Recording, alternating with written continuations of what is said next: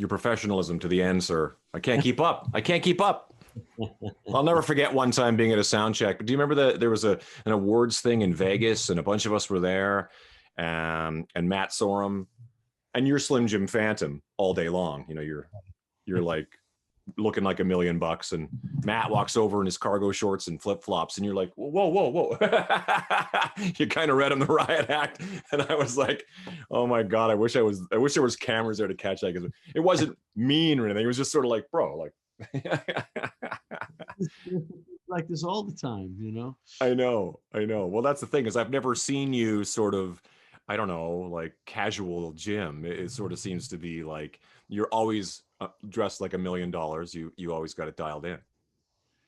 It's got to be a lot of pressure to always be on. Those I have, you see, it makes it easier that way. That's true. Yeah. I do go to the gym now. Well, about 2-3 years now. I do arms one day, legs one day. But I've managed to find, not even on purpose, not retro, like it looks like Rocky's training clothes, you know. I love that. You should market that. You should start making that a thing. Rockabilly boxing training gear. Not on purpose. That's just the ones that I found. Right. You have to wear like old, like black Chuck Taylor Converse style shoes and totally inappropriate footwear, but they look cool. Yeah. Yeah. Exactly. So I'm really glad you're here. This is going to be fun, because for me, it's like, I think, you know, I've always been a big fan. I've got the upright bass. I hurt myself many times trying to play it with you. But I've always been fascinated by, because when you talk about, like, you know, your recording height of the group, it's really weird to talk about, you know, the 80s and think about like what was sort of like what has aged, you know, with grace and what has not. And somehow the Stray Cats, because you guys, it defied all, you know, probability anyway, the fact that you guys were doing, you know, something so specific and something so true that it actually broke through and was like moving units anyway. Do you know what I mean? Like that people were actually gravitating to what you guys were doing, a new take on a classic form.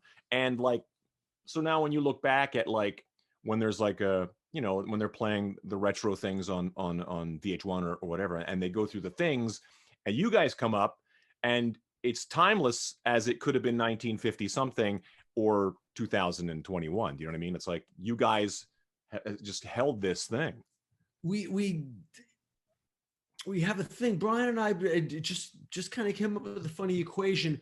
From Heartbreak Hotel to Rock This Town was like 25 years. Right, yeah. And from Rock This Town to now is 40 years. Right, yeah. It's a little bit funny to think about that. So I think a certain style of music will never go out of fashion. I mean, how could Eddie Cochran not be cool ever?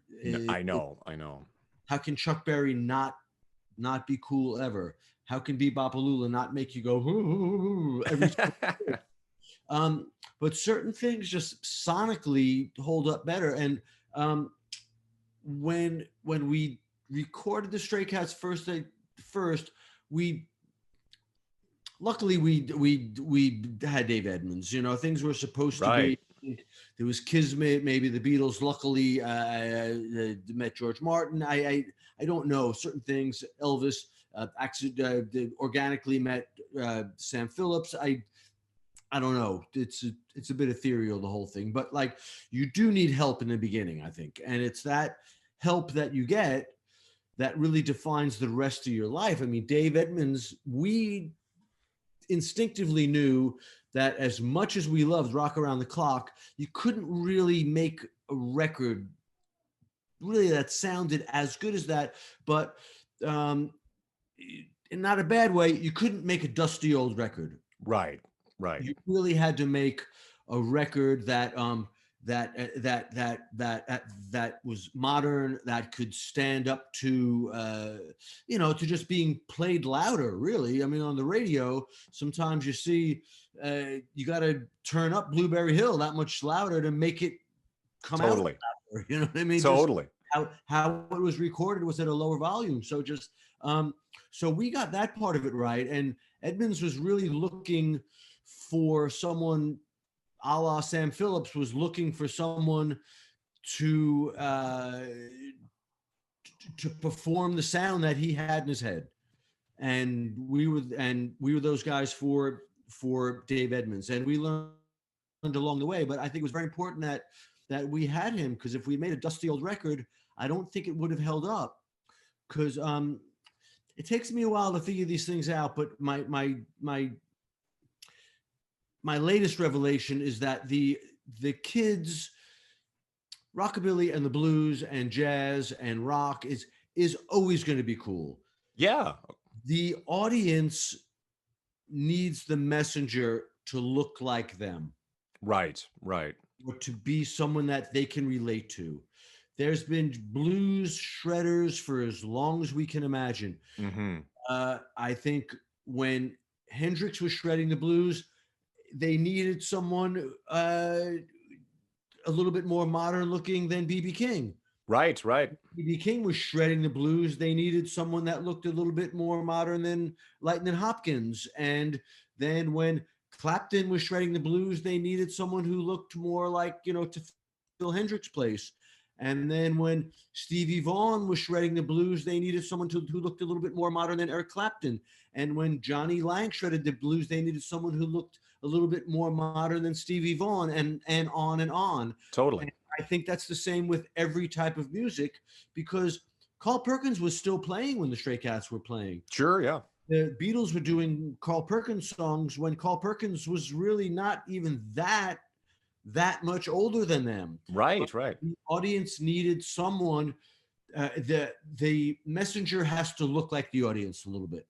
Yeah, I see what you mean. Like an actual contemporary of sorts, like that they can relate to you guys because you're in a similar age group, as it were. They can imagine knowing that guy. They can't imagine their uncle shredding the blues. No, yeah, exactly. Yeah. But I mean, there's such a legitimate thing about it. And having guys like Dave Edmunds, who was clearly with Rockpile and everything that he's done, was a real proponent of that music. You know what I mean? And but you guys were the real deal, like as players. Like it was a legitimate, there wasn't some sort of like, some cute kids just gonna do this. It was like, Brian's the real deal, you're the real deal, Lee is the real deal. How dialed in was it? Like, was Lee always an upright bass player and you said we're gonna do this thing and like do it legitimately like that? Or did it start off in a like, I don't know, more, whatever modern-esque way it would have been, and then you sort of said, this is what we want to do? Well, we were always the musician guys in school. We all started when we were very young. Brian was Mozart when he was a kid, Sure. The local jazz guy couldn't teach him anymore. Right. He said, you got to go to the city, take lessons, we cannot teach you anymore here. Lee's parents are both from classical dads. Lee's dad was in the New York Philharmonic with Bernstein. He was crazy the music pedigree, and his mom was a professor at Hofstra University. I was a guy that just always really wanted to be in a band and really play the drums. So we had always played. We all took lessons. We all knew how to read and write music. We all knew how to play properly. We were blessed with that little bit of that thing where you can swing and rock at the same time, which is very hard things. There was, 5 guys in my class that could play faster than me, but none of them could really play shuffle, Right. So we had all played, and we were going to somehow try to make a living out of this somehow. If I could have gotten a job at a music store in Manhattan, then that really would have been great. Working in the drum department at Sam Ash. Absolutely. That would have been a great life. I would not have minded that at all. Go up to Boston and go to music college and work in a drum shop. I'm in, no problem. But so we all knew how to play, and we're looking for something a little bit different. And you get that natural evolution from the Beatles and the Stones and the Who and the Humble Pie and the Blind Faith reading the album credits. And I had a couple of cousins who had the Beatles and the Stones, and I just read who's B. Holly, who's C. Perkins, and just do the natural homework that way. And we were the three guys that were after that. And we Right. happened to be, well, you're the guitar player, you're the drummer, so Lee started out as an electric player. Brian started out playing a, more conventional kind of guitar. I played drums in a conventional manner, sitting down. But when we found this music, it completely took us over, both Right. in an attitude and an appearance and a musical way. So we knew how to play, and we found the right music to kind of let those skills come out. Yeah, it's a fascinating thing because by the time it's presented to us, it's such a realized thing. The tattoos, the hair, you're standing up, Brian's in the middle, like the whole thing, the upright bass, the whole thing is just this, it's something you've seen before, but it's being presented in such a, like you said, a contemporary way. And it sounds contemporary too. Like you said, it's not alien to hear it next to the song before it on the radio and the song after you on the radio. It doesn't sound like, as like if you're listening to Muddy Waters or something, it will sound infinitely different from other recordings. But how let's I always want to usually start chronologically, but I dove right into this whole thing because I'm just so fascinated with your guys' thing. But so you grew up where? East Coast, yes? On Long Island. Our town was about 45 minutes outside New York City. Great. And so what is the band that makes you go, I'm going to play the drums? I mean, was it Ringo? Was it? Well, Ringo wound up being my hero for sure. Yeah. And really, it was whatever I could get my hands on. Anytime I saw music on television, whether it was Midnight Special or Wolfman Jack or Don Kirshner or SNL, when they started having bands, I would have been 75. I would have been 14. Sure. American Bandstand, Solid Gold. Like anytime I saw live music being played, to me, it just sounded like a cool way to make a living. You're with a bunch of guys. It was like being on a baseball team, which I knew I wasn't good enough to be a pro ball player, although I like baseball, still do. But and the guitar seemed to me something that was very, I couldn't see myself doing it. The piano seemed impossible. Saxophone, we would have some experience, some jazz records around the house and that, and I couldn't relate to it. I loved how it sounded. The drums seemed like something I could do. Sure, yeah. Interesting. I think I could do that if I took some lessons. And in New York at the time, if you wanted to do that, it really wasn't everyone would give you a crack. Your parents would give you a crack, but you had to take lessons. You had to practice. You had to give it your best crack, because it was things are very based upon education back then. So if you played the drums, the ideal job you could ever get would be a music teacher. Mm-hmm. Yeah. Sure. Yeah. Then, making a living at it was a whole nother story. And so before the Stray Cats, we already been playing for many years. My old man was a nice guy. He was a New York fireman. He had already driven me to 500 band practices and garage sessions and sure, yeah. So helping you load your drums and all that. Yeah, I had some nice soft cases. I had regular drum kits like a Telstar Red Sparkle Japanese drum kit kind of thing. For the first 3-4 years until you proved that you were really serious about it. And then through like mowing lawns and doing chores, I was able to split the first drum kit with my old man, and it was a Slingerland 4-piece black chrome drum kit. Nice. And with the hardware. And then after that, I would slowly, by doing, like little jobs. I had a job at a liquor store after school carrying the boxes, and I could get a cymbal once in a while, and save up, and rather than get birthday presents, have someone pay a little bit of bread and then go to Manny's and get a a cymbal. Until by the time I was about 16 or so, I had assembled a pro drum kit. It's so funny because being a drummer is it's an amazing thing, but it was always, as the guitar player is throwing his guitar into a case and rolling his amp out, the drummer's still tearing down a million pieces. You've got all the overhead of breaking cymbals and breaking sticks. It's a whole other thing. It's in many ways it seems like the worst job, but when you're a drummer, you're a drummer. Like guys who play the drums that's their thing. They're going to do it. I remember super gluing sticks quite a few times. Now I never break them. It's funny, but back then I used to super gluing them and putting like a little, like a tiny little nail into the, one to make it stay, like breaking a string, I suppose, it's like, it was a big deal. You had to go get another string. It was a couple of, Exactly. Yeah. I know. So how soon are you playing in like high school bands and talent shows, or at least, somebody's basement or a garage? We were always those guys. Lee and I are from the same grade. Right. That's right. We're all from the same neighborhood. Brian is 2 years older than us, which now really doesn't matter. But at the time, that would be a big deal. And someone's 13, then there was a big difference. Yeah. So Lee and I were always the guys that played with the slightly older guys, the guys who played harmonica, knew the blues. I'm a King Bee baby, and I knew all those songs.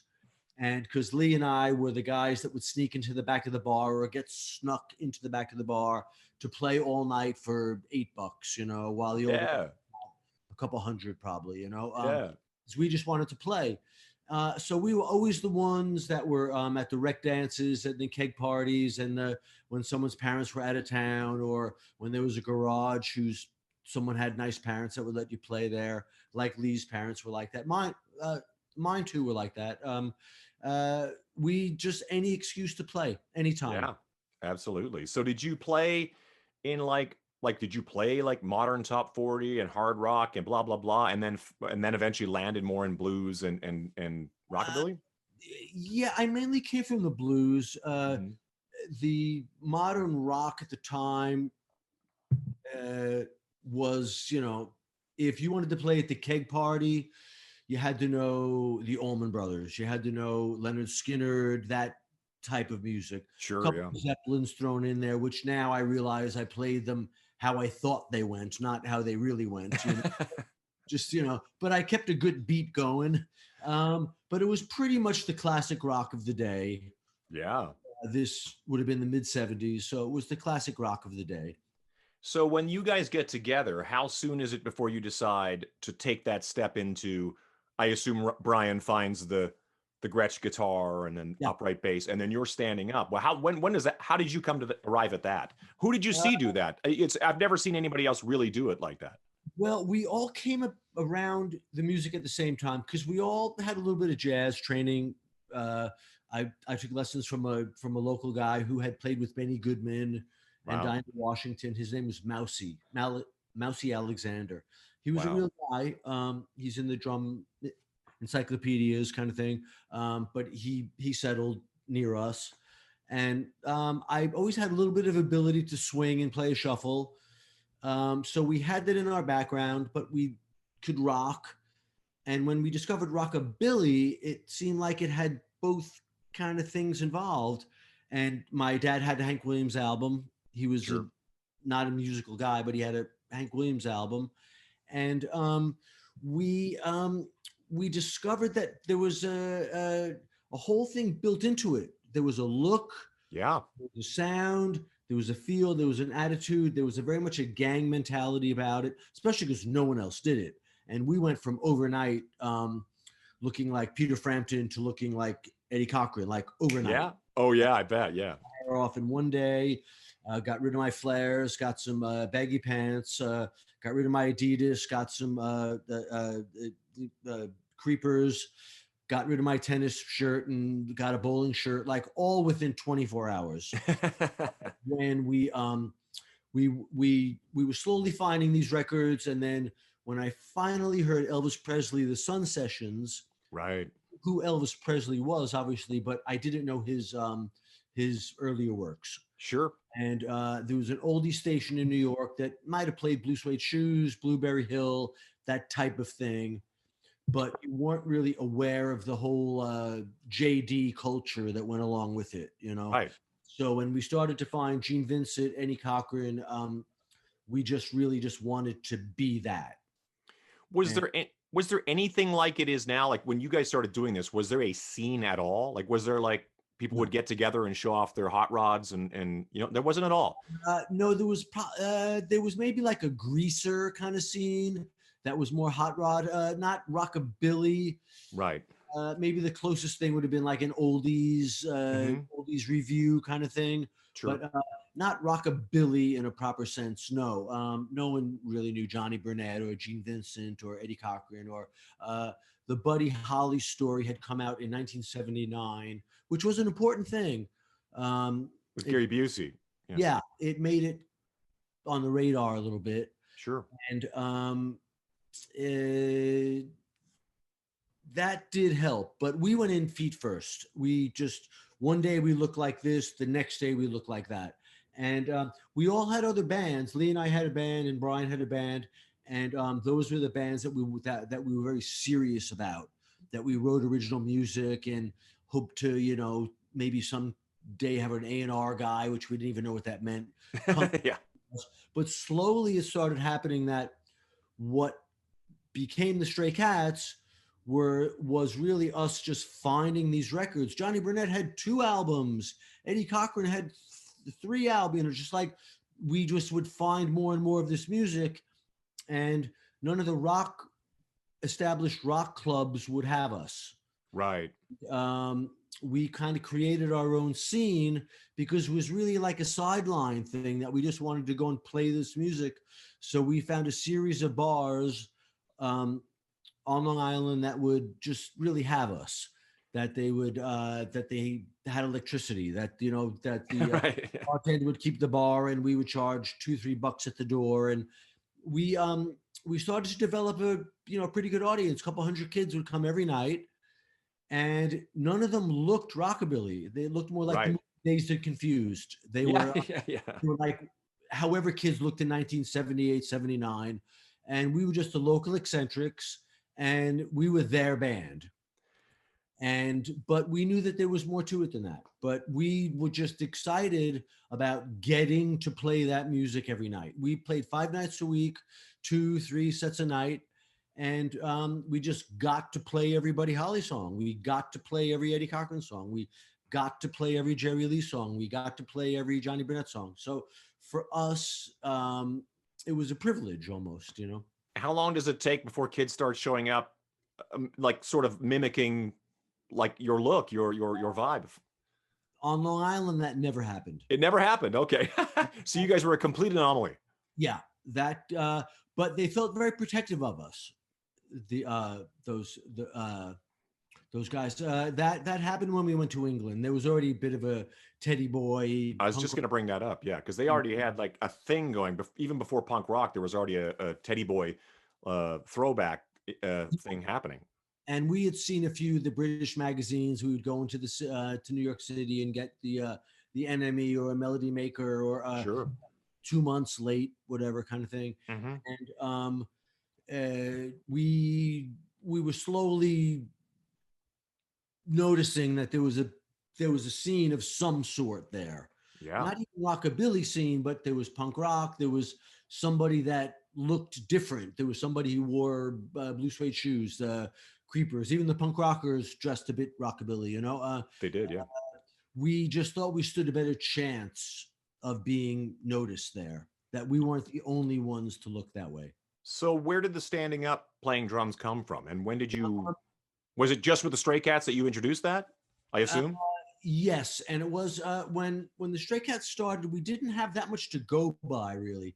There was you couldn't get these records at Sam Goody. There was a couple of specialty stores that dealt in oldies records. But even then, records were $8, $9, $10 for those imports, and you know, Sure. a lot of were imports from England that were American records. So the back of the second Gene Vincent album. First or the second. One of the first two Gene Vincent albums had. Oh, wow! There you go. Oh Second yeah, album. amazing. And Dickie Harrell, who was one of my heroes, and I went to Norfolk, Virginia last week and visited with him. Oh really? Wow. Because these guys are getting a little bit older, you know. Yes. He stood up on that album cover, and later on in life I met him, and he told me, Jim, we did it in photographs. So Yeah. there wasn't really a lot to go by. There wasn't any liner notes. There wasn't, you couldn't see where something was recorded or how it was recorded, or there was very little information to go by. Right. And so we really based the Stray Cats and based our future on a few kind of blurry album pictures. So that's great. We thought, the drums standing up. Oh, that's cool. Cool. Let's move it to the front of the stage and add the kick drum, because in a lot of those pictures, it was just a snare drum and so let's try to make it, because the Stray Cats were really a rock band. It was rockabilly, but I was playing a kick drum and a snare drum, and it really was a rock drum kit. Totally. Which just a high snare drum stand. I had a tom on a lot of it, just had longer legs on the tom, but in a lot of ways, it really was a drum kit, like a regular drum kit. Sure. Yeah, because then you pare it down. So on stage, your regular setup is literally like a kick drum, snare, ride and crash type cymbal. Yeah. Which we added the crash later because it was too hard to go on both. I would have to hit the cymbal this way to make it even out, Yeah, exactly. And we had a tom on a lot of it, and but we would move it on and off when we didn't need it. Right. Yeah, I've noticed that during the show. You'll bring it out for I can't remember the song now, but specific songs will have a jungle tom thing. Bangy Stomp or Peggy Sue or something exactly. like that. We would bring it out for that. But we wanted to keep it as stripped down as possible. This was in the late 70s. It was the time of prog rock. Right. So that was a little bit, it's a strong word, but that was the enemy in a funny way. Yeah. Until very early on, it was a very fast and valuable education. Some of the earliest people that came to see the Stray Cats were Rick Wakeman and Chris Squire, and like the guys that you wouldn't expect. Yeah. And then you think about it for 2 seconds. Of course, those guys love that music. Yeah. Of course they do. They grew up on it. But in the first year of being on our own on Long Island, we shared a tiny flat, the size of your closet, and we just had piles of cool threads from secondhand stores and albums, really. And when we went to England, our original audience were like a lot of the original punk rockers, because we went to parties and hung out and anywhere we could get in for free. So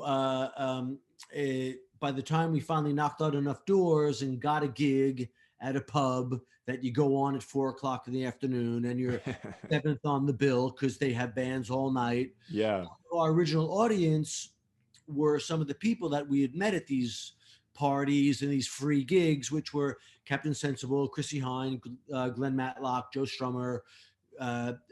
Those were some of the people that had come to see us because they were the ones that we had met.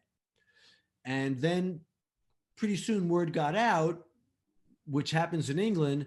And so we had guys like Rick Wakeman and then the Rolling Stones and Ray Davies and Jeff Beck and people like that coming to the gigs, because if you think about it for 2 seconds, of course they love that music. Yeah. You don't have to look a certain way to be into something, which no. I don't look like a baseball player, but I love baseball. Yeah, exactly. Well, I don't look like a rockabilly guy, and I love rockabilly. So there you go. That was a very important thing. So we quickly learned that lesson. So what started out as a basically like an anti-prog thing, wanting the less amount of drums, the least amount of amps, and all at the front of the stage was very helpful. Yeah, yeah, To be to be against something, you know. yeah, absolutely. I I know. quickly I realized that I do like everybody, and some of my favorite drummers and musicians were, and I don't have the word guilty pleasure, but back then it would have been that. Of Yeah. course, yeah. So how long was that initial trip to England? It sounds like you were there for a stretch. Uh, well, we went in June of 1980 and really lived the classic. If you've seen the movie Sid and Nancy, we Yeah, like lived that way in these big flop houses that bunch of punk rock squats yeah, had taken over, couch surfing, kindness of strangers a little bit. When we first went there, luckily it was summertime in England. We slept outside a few times, in the park, wow. and really kindness of strangers, punk rock houses, places like that.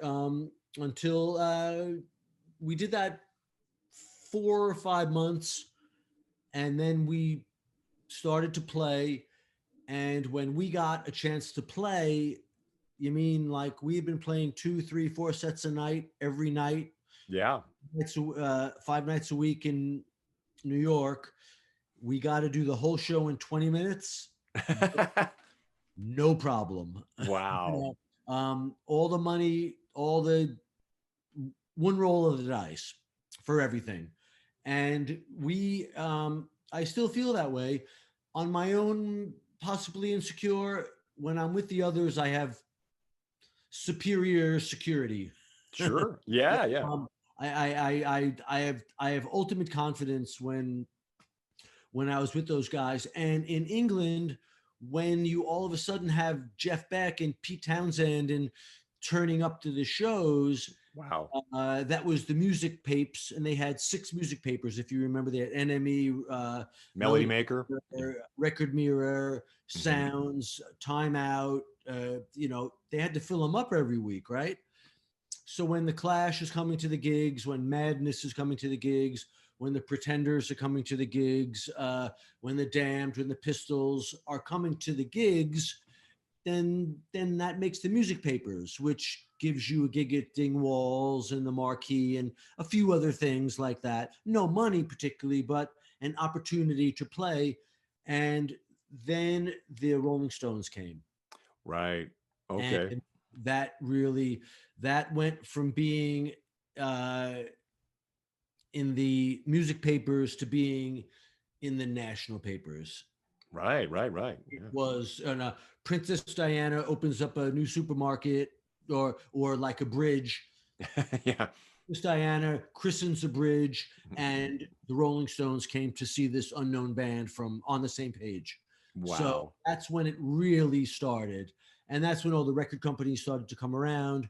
And Arista Records got us a little apartment, and they got us lunch, and they promised us a record deal, and they got us with Dave Edmunds.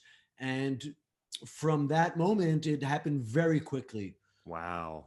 We this would have started in, say, October, November, uh, and by Christmas, Runaway Boys was in the charts. Wow. So how soon after you guys start, you get together, you're playing, Peggy Sue and Dwayne Eddy and all this great stuff. How soon do, the thought of writing songs, how quickly does that materialize? Uh, that was very soon. Okay. We had Rock This Town and Stray Cat Strut. We had that back in Long Island, Okay, wow. but we still needed the unicorn. We still Right. needed the song. And Runaway Boys, which, in my humble opinion, really reinvented the genre Right. of rockabilly. And that was written out of a complete experience. We were greasy and felt like slobs. We couldn't get jobs. We we we were living rough. Yeah. We were runaway boys. Did escape from an unhappy, not unhappy because Long Island was a bad place. We all had very nice families, and we probably would have got a record deal eventually in New York. But CBGB's in Max's Kansas City. It was during that no wave period. The Ramones and Blondie had already happened. Right. And, there wasn't a new thing happening yet. And I don't know if one band, the Stray Cats, could have started a whole movement. Right. Interest record companies. So we might have eventually fallen in with a new wave category. I'm not sure. Right. I'll never know. Yeah. I don't know the answer to that. But we went to England and we were able to create a scene. Yeah. Like a lot of punk rockers let the size of the mohawks grow in, and they were rockabillys. Yeah. So we were able to create a scene, and since there had been Teddy Boys and Gene Vincent and Eddie Cochran and Buddy Holly were household names there. Yeah. So there was a relevance to it. So when the first time someone saw us on television, it wasn't exactly from Mars. It was right. It was a new kind of rockabilly. Yeah. So, that's why I think the kids were able to relate to it. Yeah, maybe my dad had that record, but this is our version. Our rockabillys, We love that music, but it would have been square to like your parents' music kind of thing. Yeah. So we were the Clash and Carl Perkins all mixed up together, Totally.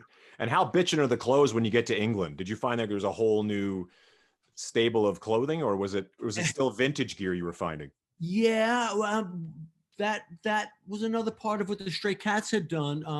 We combined influences, which right. the British hadn't done, and no one in America had done it. We would wear baggy pants and a spiky belt. Right, yeah. Wear a what we call a Kramer shirt, Cosmo Kramer shirt, but with motorcycle boots. Right, yeah. Which the British were very much into. Like, you were a teddy boy, you wore pink jacket, and you wore creepers. Yeah. A rockabilly would have worn a fleck jacket, baggy pants, and pointy shoes. Right. He thought, why don't you wear a pink drape coat and motorcycle boots? Like, we combined the influences, which was kind of unheard of because the British were very tribal. The Mob, the Rude Boys, the punk rockers. Everything was very much, and we had come from a place where it was like anyone with any haircut against the squares. Right. Okay. We were so to combine influences both musically and in a fashion sense, I think helped the whole thing. Yeah, that trip to England was very fortuitous then, because the fact that like it caught fire so quickly. Did you guys kind of relocate to some point, like at that point, or then we moved there? Officially kind of relocated. Yeah. Yeah, and we signed a record contract. That, as you know, there's two types of record contracts. There's a U.S. record contract, and there's what's called an ex-U.S. record contract, which all the bands who sign in England, they don't get an automatic release in America because it might not be worth it because America is so big. Yeah. So we signed an ex-American contract. So we signed in England. So you sign for Europe, Australia, Japan, who the parent company controls. Sure. And, so we toured England 2-3 times, and then very quickly went to Europe. Right. I can't even tell you how many times we went to Paris, Amsterdam, Berlin to do Top of the Pops kind of shows. Sure. Yeah. Where you mime along. So like a regular day would have been waking up, flying to Amsterdam, doing a television show, do 8 radio interviews, do 9 magazine interviews in a hotel, come back to England by the 8 o'clock flight, and then do a gig that night. Wow. So, that and then we built up enough interest where we would go and do very, very long tours of England. Wow. And places like France, Holland, Germany, France especially. France, the French, they're very serious about their art. Of course, yeah. They saw the Stray Cats as Marlon Brando, as James Dean. They did not see it in a hokey way. Right. They saw the Stray Cats as Switchblades and James Dean. So we were very, very popular in France. The first 5 records were #1 in France. Wow. They loved it and they got it. And we would spend 6-7 weeks touring France. Crazy. So we would wind up doing 10-11 week tours of England, of Europe. And but we still hadn't even gotten a release in America yet. Crazy. So we went around the world a few times: Australia, Japan, Europe, 5 times. And Arista Records had the opportunity to just pick up the record. Right. They really had it for a cup of coffee. And the very famous president of Arista Records chose not to. Wow. So they pretty much released us. And the head of A&R at EMI, a guy named Gary Gersh, who went on to work for Geffen and sign a little band called Nirvana. Right. So you could tell he had a vision. Sure. He saw what was going on, and he picked up the Stray Cats contract, bought the Stray Cats contract for America. Great. And then we did the rest of our lives were with EMI. Right. And, in the middle of all that, a guy who was a booker for a television show called Fridays. I don't know if you remember that or got course. it. Michael Richards was on that show back Yes, then. exactly right. Yeah. It was the ABC version of SNL. SNL. Yeah. The booker for the show was taking a holiday in England and said, "I got to have you guys," and went back to America and told his boss that there's this new band in England, and if you give them a shot, I promise I'll get Journey next week. Wow. Put his job on the line, which I don't know anyone who would do that again. And they brought us to England, brought us to LA. I'd never been to LA before. And we had booked a couple of shows to pay for the plane tickets. Right. And unbeknownst to us, they had been playing us on K-Rock as an import. Was Rodney playing you, or who was? It was the guys from Flo and Eddie. Oh, right. Okay. Sure. Yeah. World, Mark and Howard. Mark and Howard. Yeah. Flo and Eddie were their names with Frank Zappa. Yeah. And we had an import show. The Turtles guys, basically. Yeah. Were they in the Turtles? Is that how that worked? Yes. And they were from Long Island, and they had saw us play in England and they started playing us on K-Rock. Crazy. On a show called Import Alley. And we would have been lumped in with Adam and the Ants and the Susie and the Banshees and that kind of thing. And it's good company. To LA and to pay for the plane tickets. We did a couple of shows at the Roxy, and unbeknownst to us, we had been getting all this airplay only in LA and only on their show. So we went to LA to play a show and realized it was extremely popular here. Wow. And we wound up doing 5 or 6 days, matinee show and an evening show. Wow. We wound up doing 10 shows in LA, and I just never left. This is February or whenever it was, and it was nice weather, and it looked like television. And I had lived in New York, I had lived in London, and the record was starting to pick up speed in the States, and England, it's still legendary and everything, but it's very cyclical there. Yeah. The next thing was already happening, kind of thing. Sure. Yeah. Yeah. Even though the Stray Cats could have always made a nice living, we could have always played, 2,000 seaters and Hmm. added, a silver album, maybe Yeah. a gold 100,000. But we really instinctively knew that unless you conquer America, that's pretty much Sure. really doing the whole thing. Right. So we came to play the Roxy, and they was very kind to us. That TV show really helped us. Hmm. Gary Gersh released the record, and this all coincided with the birth of MTV. Yeah, I mean that's what timing, right? They just kind of like boom, and you guys were so visual, like you just looked like $1 million. Yeah, You were and we built already had for it. a couple of videos made. Yeah, there you go. In England, you couldn't always get to Germany, you couldn't always get to Holland, you couldn't always get to France, so you would give them a video. A promo clip or whatever they called it back then. Yeah. Exactly right. Yeah. And our promo clips were done by Julian Temple, Right. Yeah. who Well, was, who's better than that? Yeah. who was an up and coming filmmaker at the Yeah. time. Yeah. So believe it or not, when MTV started, they needed content, Yes. Yeah. and they didn't have that many things.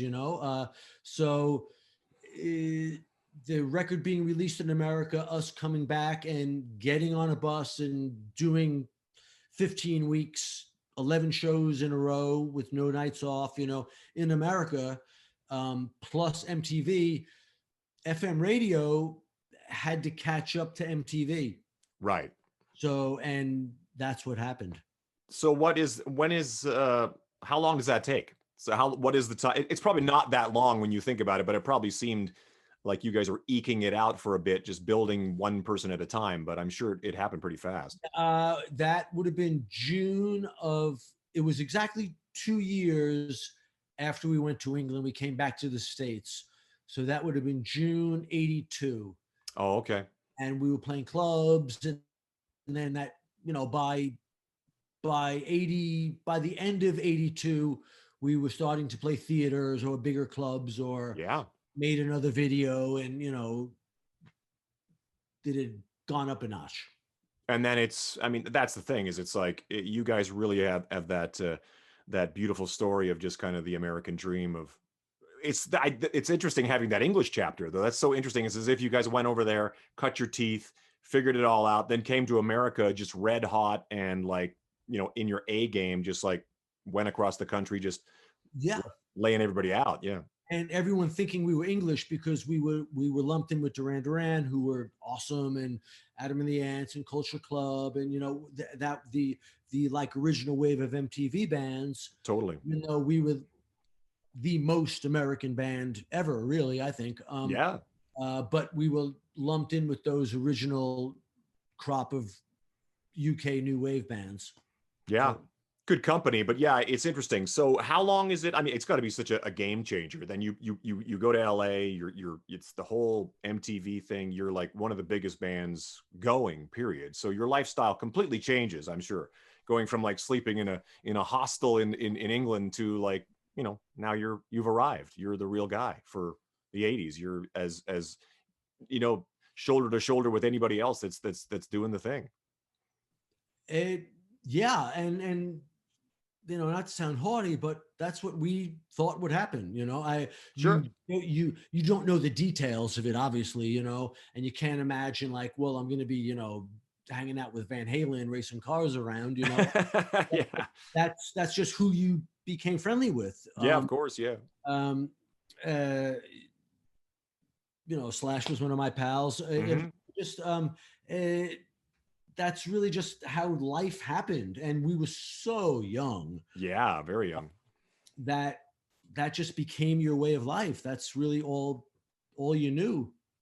And how long does that go on for before you guys take a break from one another or whatever? It went on till about 85. So we were on the road pretty much from 1979 to 85. Wow. Brian wanted a break, made a solo album. Lee and I took that time and made a solo album with Earl Slick. That's great. I love that stuff. Which was a great record. Yeah, it's great. Keith Richard was on it. I managed to call Richards and say, "Hey, dude, will you play my solo album?" And we had toured with them in '81. Yeah, yeah. They loved us, and And you were sitting down again. yeah. It, it wasn't something that I wanted to do. I would have happily been in the Stray Cats my whole life, Of and course, yeah. but then maybe a lot of the other adventures that happened in life wouldn't have happened. Of I course, yeah. that guy up on the hill, and that would have been that, Yeah, yeah. Um, so not being in the Stray Cats and having to go out and make a living and think of different ways really changed my life. And everyone had a break for about 2.5, 3 years, and then all slowly started to get back in touch with each other. And it seemed like the right thing to do was to go back and make another couple Stray Cats records, do another few years of touring. And that's when Brian started doing his orchestra, which really, for him, I understand, became the right move at that time. Yeah, yeah. And he spent quite a few years doing that. And those were the years that I had a lot of adventures. I had a band with Lemmy for quite a few years. I know. We have to talk about that. Yeah. I had to learn how to sing a little bit, and go out and do it on my own. I did a band with Captain Sensible. I did a band with Glenn Matlock. I did a band with Billy Duffy. I just expanded my horizon, and somehow they let me stay in Beverly Hills all those years. Yeah, exactly. Between really working your tail off and a couple royalty checks, they let you stay in Beverly Hills. And so let's talk about Lemmy, because I think it's always interesting, because Lemmy would say, and I didn't know the man nearly as well as you did, but I was always, it's as if every time he spoke to me, I've sort of held on to everything he said. But what always killed me was when he would say stuff about, when you would talk about rockabilly, he kind of almost refused to call it rockabilly. He called it rock and roll. Yeah.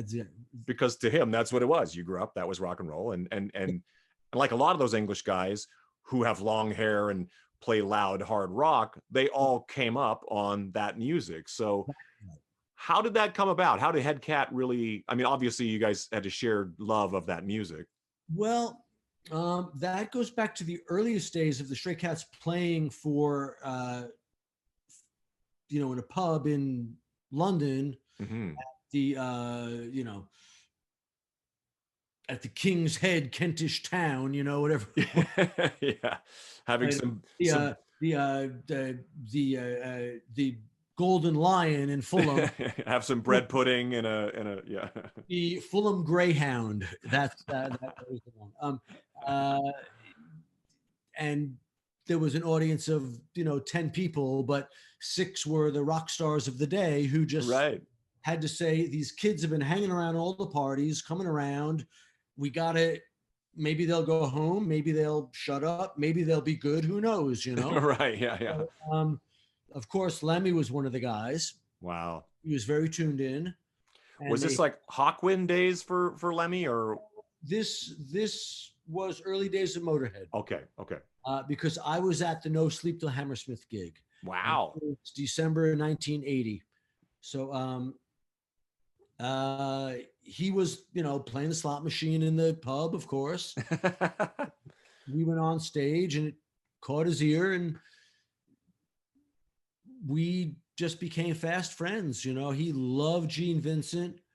And after a couple of shows, we got to know each other, and he couldn't believe that I didn't know a certain Gene Vincent song. So he, tracked down the single for me and gave it to me as a gift, and we just always stayed friends. Every time I came to London, I would look him up. Every time he came to LA, he would look me up. And then eventually in the mid 90s, this would have been, he moved to LA. Mm-hmm. And just through some irony, because his only rule was that he had to be able to walk to the rainbow. Yeah, I know, yeah. And just by sheer happenstance, I lived on Doheny Drive, and I could walk to the rainbow. And my back gate led to his street. So we just both lived in LA. We were neighbors just by happenstance. And a few years after that, we just hung out. We were pals. Mm-hmm. years after that, I was asked to do a Elvis Presley tribute album. Right. And I thought, who would be better to get than Lem Yeah. and the best buddy, Johnny Ramone, who was by that time retired, lived Yes. in LA. So I said, who better to get? So we got Lem and Johnny Ramone and did a cover of Good Rockin' Tonight for an Elvis Presley tribute album. And we finished it, of course, in 10 minutes, right? And had the studio booked the rest of the day. John said, well, I'm done. I'm going home. Yeah. Lem said, well, we got 7.5 more hours of studio time. Let's try Stuck on You. Let's try Blue Moon, Kentucky, you know? So we just finished the day in the studio, got a couple of tracks, and Lem said, well, this sounds good. Let's come back tomorrow. Asked the guy at the studio, you free tomorrow? The guy said, yeah. We just kept going to the studio every day for a few weeks and wound up with an album. And it just became the classic side project of when the Cats were off, when Motorhead was off from that brutal schedule they had. Oh, I know. Always squeezed in 2-3 weeks a year to do a run of dates with Headcat. That's so great. Yeah. And he loved it, you know, he loved it more than anything. And his guy was Buddy Holly. You know, he loved it. I could see that. Yeah. He was, and Little Richard. He was such an amazing dude. Did you get a good visit with him before we finally lost him? Yeah, I was there at the end with him. That's right. That's right. Yeah. I sat every day with him, and yeah. And you know, he said something very sad, and you know, he said, Jim, I finally got famous, and now I can do what I want, and now I can't. Yeah. Yeah. Because he worked hard, man.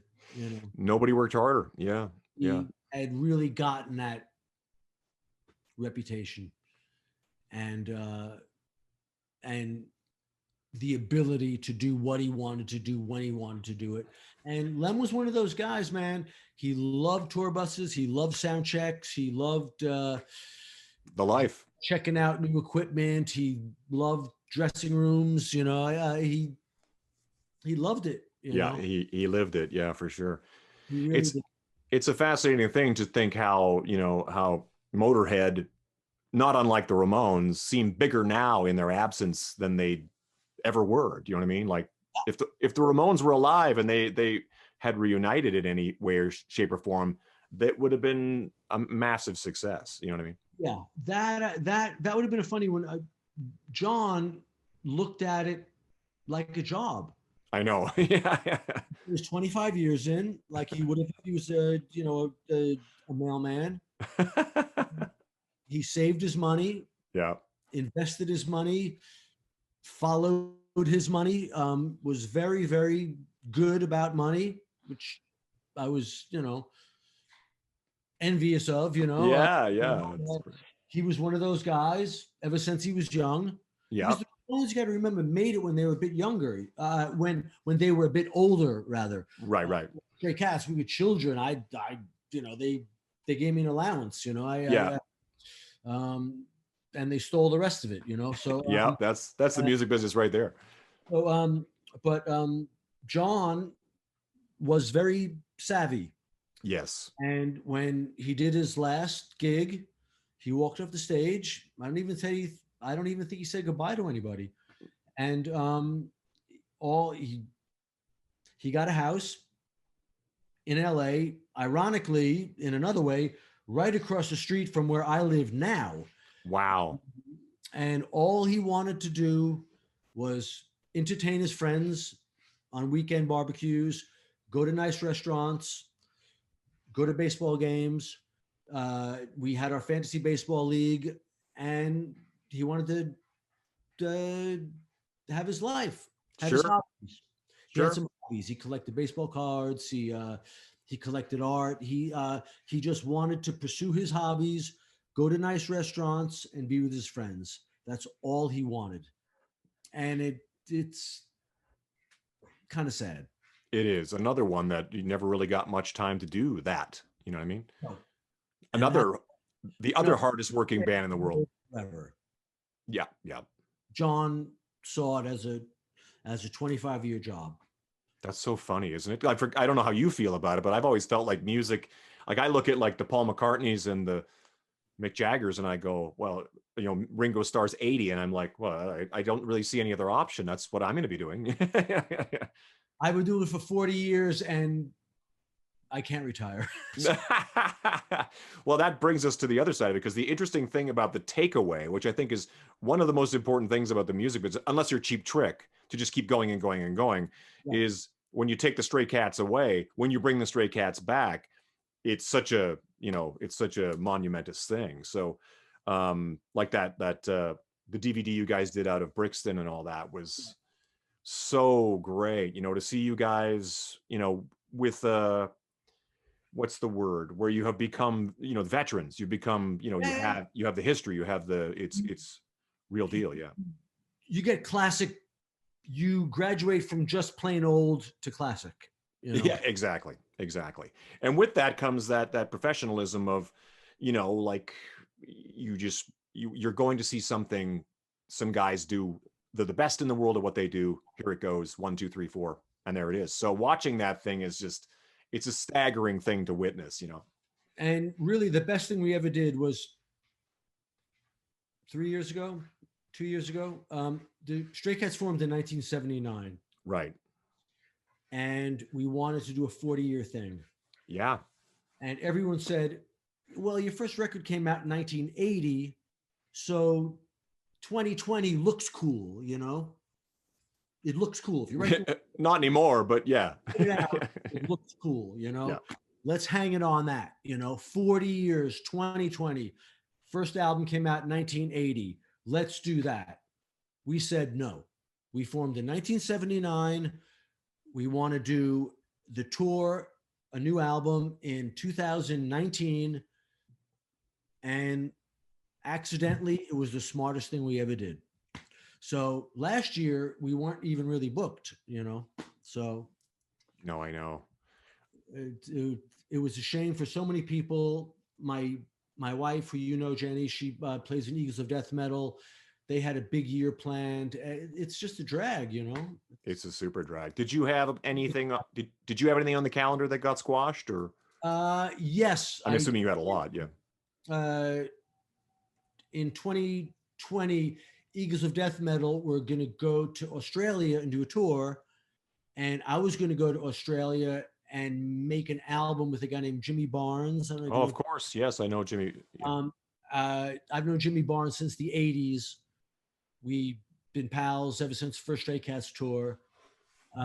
He and a guy named Chris Chaney, who plays in a band called The Living End. Okay. Yeah. They were influenced by the Stray Cats. You know, he's that guy. He's Great. one of those guys like you. I gotta embarrass you a little bit. I don't know that many guys. You were one of them. Brian Setzer, Chris Chaney, Glenn Tilbrook. You can kind of sing and play anything. You know, I'm sorry to embarrass you, but you're one of those. So lump me with those guys. Can you write that on my tombstone?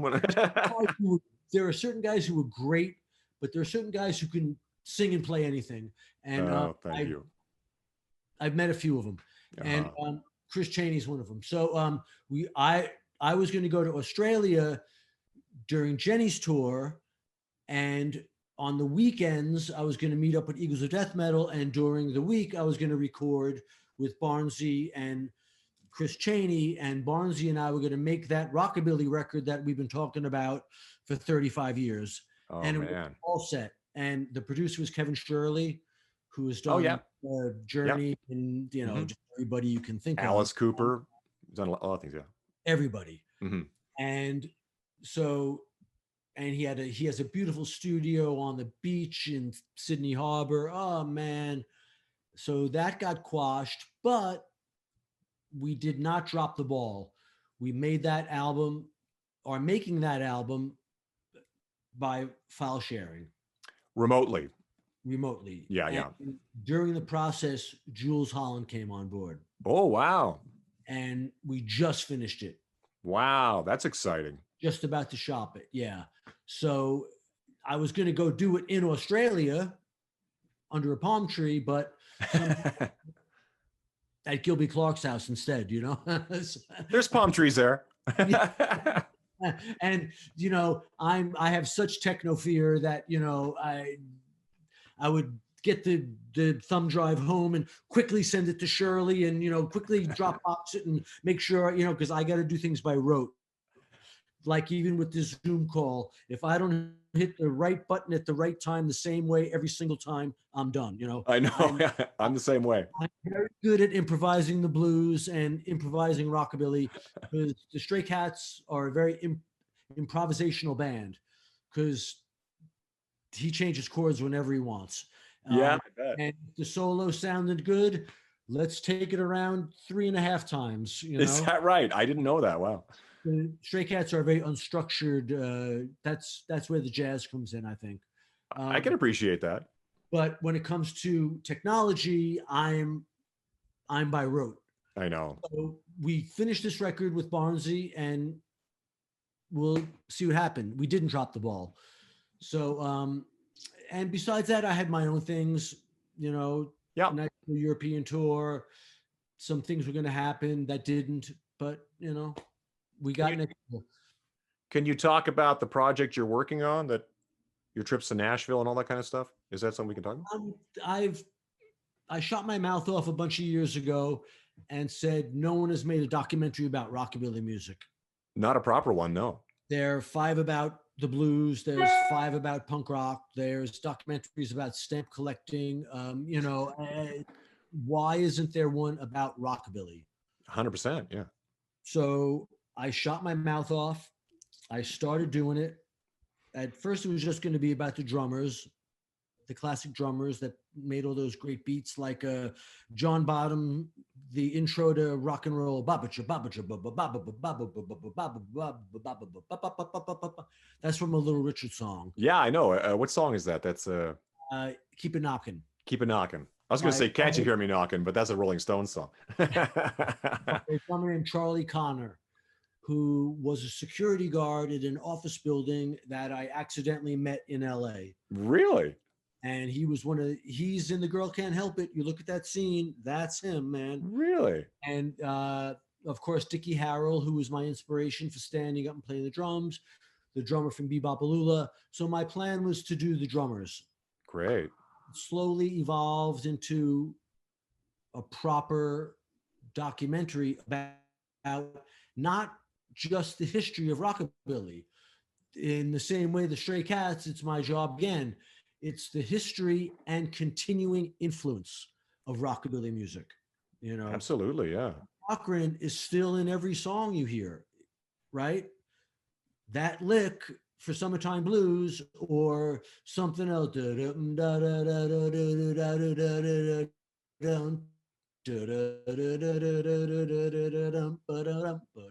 It's in every song, man. It is. Chuck Berry is in every song. Buddy Absolutely is in every song. And I had this rant: without Carl Perkins, there's no Beatles. Without Chuck Berry, there is no Rolling Stones. Without Bo Diddley, there is no Who. Without Eddie Cochran, there is no nothing. Yeah. And I gave this little pitch to Stevie Van Zandt, who I accidentally met. And he said, "Okay, kid, Silvio." I said, "I'm in what?" He said, "You're on my station. That's your show. Start in 3 weeks." Great. It really wasn't a pitch. It was just my shooting my mouth off, And the Underground Garage, and especially your show, is so great. I mean, like, it's the only thing I listen to is that station, because it's, I love Michael, I love Steve, all that stuff. But your show is great. Chris Carter, Chris Carter, Lenny Kaye, they're awesome. So that kind of coincided with my idea to do the documentary. So to take that a little further, and since then I've got 30 interviews. Josh Homme, Shirley Manson, besides all the originals. I did all the original guys who played on Beat Bopalula, who's ever left. Wow. Dwayne Eddy, who a lot of these guys I stayed friends with. When I met Carl Perkins, when I met Dwayne Eddy, I was just blown away that I knew these guys, you know, that of course, yeah. dream was, I met these guys. George Harrison was the same way. If Georgie was around, I could green light this film tomorrow. Yeah, of course, yeah. But that's a whole nother show. I'll talk about George. But Lemmy, you know, if he was around. But so not only did I interview Dwayne Eddy, all the guys in Little Richard's band, all the remaining Blue Caps, Brenda Lee, Wanda Jackson. I did all the usual suspects of those people, but I interviewed everyone they've influenced. Josh Homme, Shirley Manson. So when Shirley Manson says, I fucking love Wanda Jackson, I got Wanda Jackson right afterwards, you know. I just came back from Nashville. I did Jack White, who is the biggest rockabilly fan there is. Last weekend, I'm making these rockabilly road trips. Last week, I went to Sarasota and I did my old rockabilly buddy, Joe Perry, who is the biggest rockabilly fan, you know. Yeah. Tanya Tucker. Wow. Vince Neil, Sammy Hagar. I've got 40 of them, you know. That's so great. Monday, I'm doing Slash. Awesome. Fred Armisen. Oh, wow. Who started as a musician from the old neighborhood. Yeah. And then he got the audition for Saturday Night Live. We went and played bars. He went on Saturday Night Live. The guys from The Offspring. Just, I have too many to count. That's so awesome. Yeah. It's about the continuing influence of rockabilly. I've done tattooists, the car people, hairstylists, everything that you love post-war can be connected to rockabilly. Yeah. Again, it doesn't have to sound like Chuck Berry or Eddie Cochran to be influenced by that, you know. Right. If you see the new Cadillac or new Camaro, you know, I dig that. You know why? Because it's got the fins from the old one, man. Exactly. You know, there's a connection. Elvis dropped a pebble in the water at Sun Studios, and the ripples are still being. So now it's gotten to the point where my friend in the business told me, Jim, the dominoes are starting to fall. Everyone's getting what it's not a movie about Elvis Presley. It's not a movie about Chuck Berry. It's not a movie about Gene Vincent. It's about the influence. There wouldn't be the Pistols without Eddie Cochran. No. And there wouldn't be Green Day without the Pistols. Exactly. And there wouldn't be the new band without Green Day. You know, so I'm absolutely everybody about it. So then I got to put it all together. That's very exciting. So that's probably what your 2021 looks like. I assume you're yeah, and I've been going everywhere. Great. That's great, man. And so far it's just been my phone book. It's just been my friends coming to my house. Yeah. You'll see the stained glass window in a bunch of the interviews. Great. But, I went to Sun Studios with Jerry Phillips, Sam's son. Wow. They closed the place down for me. Oh, wow. So everyone's been so cooperative and so into it that, you know, now I got to start getting to the people that I don't know. Well, that's, you know, Robert Plant will do it. Jeff Beck will do it. Johnny Depp will do it. Just my pals who are known rockabilly guys. Absolutely. Yeah. Now I got to start getting to the people I don't know. So if Taylor Swift is watching, please call. There you go. There you go. That's one of those things, though, that now that you've attached all these people, the other dominoes fall from there. You know what I mean? Hopefully. Yeah. That's what it's my like working title is Rockabilly Hiding in Plain Sight. Great. I'm very excited to see that. I can't wait. Well, I've kept you more than long enough, my friend. I really appreciate you being here. I honestly, and what do you see? Is there any chance to see you play some drums in a rock and roll band, Stray Cats or otherwise? I love to. Jenny and I got some stuff. We did a show in Florida a few weeks ago. I read about that. Yeah. Which which I'm sure you've done a million of them. Those kind of town festivals that Yeah. the town has a little budget every year. Sure. And they Yeah. do a hot rod show and they do the thing. We played one of those a couple weeks just last week, and we are doing another one in Texas. A few of those things are loosening up. I'm doing some shows with Reverend Horton Heat coming up, Great. which would be great. I'm really ones that are unaffected by the capacity thing. Yeah. Because the Stray Cats, unlike Motorhead or the Ramones, those guys did it all the time. You know, the Stray Cats, we have to pick our spots. Yeah. So we can't be affected by the 2/3 capacity because it just makes it undoable. You know, I know it's been tough on everybody. You guys have the same problem right now. It's you know, so I'm going to be doing things that are unaffected by the insurance companies. You know, Exactly. Well, yeah. I mean, it's starting to slowly open. Places like Texas, that out there, there's starting to be people's calendars are starting to fill up with things to do. So, and I think it's going to get exponentially more and more and more. So, fingers crossed. It's great when you're in the Stray Cats because it's in like. It's like being in the Stones for a few months every couple of years, but you know, I'm gonna get back in the bus and I'm gonna go play Rock This Town with my wife and a good guitar player. You know, so. Exactly. I can't wait. I can't wait. Well, my friend, have an amazing trip. I can't wait to see the documentary. I can't wait to see you on the drums. I can't wait to just hang out. Next time I get out there, we're gonna have to do break some bread, Casa Vega, something along those lines. That stuff. You're gonna be the guitar player. You know all that stuff. Yeah, I'm in. I'm in. Okay, man. Love you. Later, Todd. Say hi to Jenny for me. I sure will, buddy. Okay, bye-bye.